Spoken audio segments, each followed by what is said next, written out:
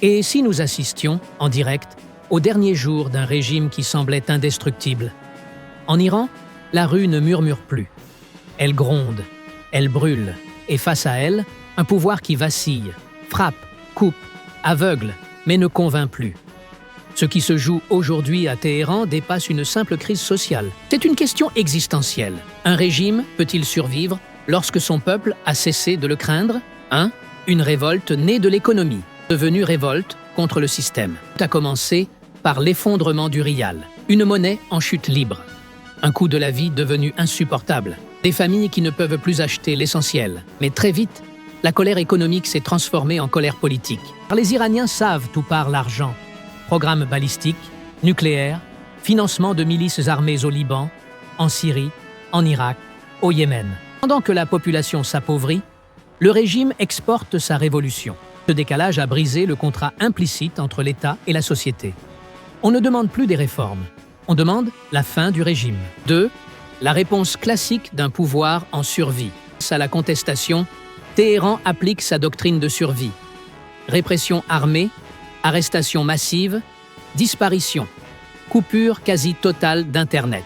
Dans un régime autoritaire, l'information est un territoire. Et un territoire doit être occupé. Les images qui filtrent parlent de milliers de morts, de milliers de détenus, de familles sans nouvelles. Le régime tente même de traquer les antennes Starlink sur les toits, comme on traque des résistants. Ce n'est plus seulement une crise, c'est un combat pour le contrôle du réel. 3.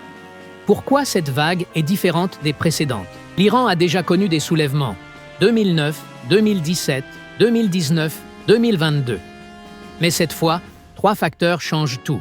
Premièrement, l'économie est en état de collapse total. Plus de classe moyenne tampon. La crise touche tout le pays. Deuxièmement, les manifestations couvrent désormais toutes les provinces. Le régime ne peut plus concentrer sa force partout. Troisièmement, le mythe d'invulnérabilité du pouvoir a été brisé.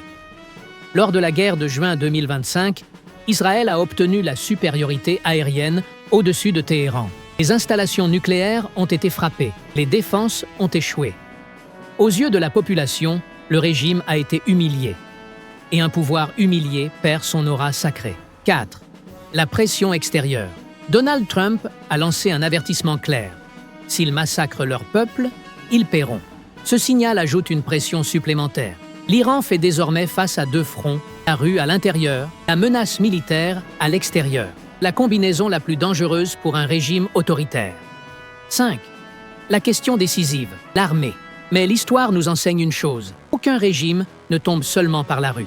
Il tombe lorsque ses forces armées cessent d'obéir. Pour l'instant, l'appareil militaire iranien reste loyal. C'est la dernière colonne du temple.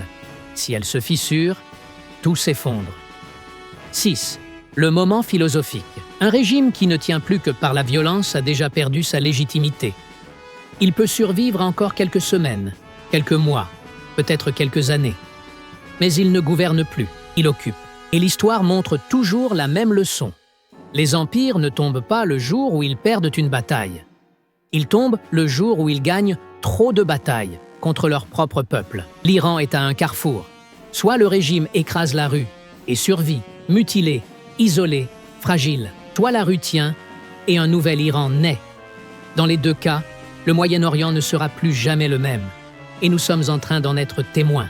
Abonnez-vous pour ne pas manquer la suite. L'histoire s'écrit sous nos yeux.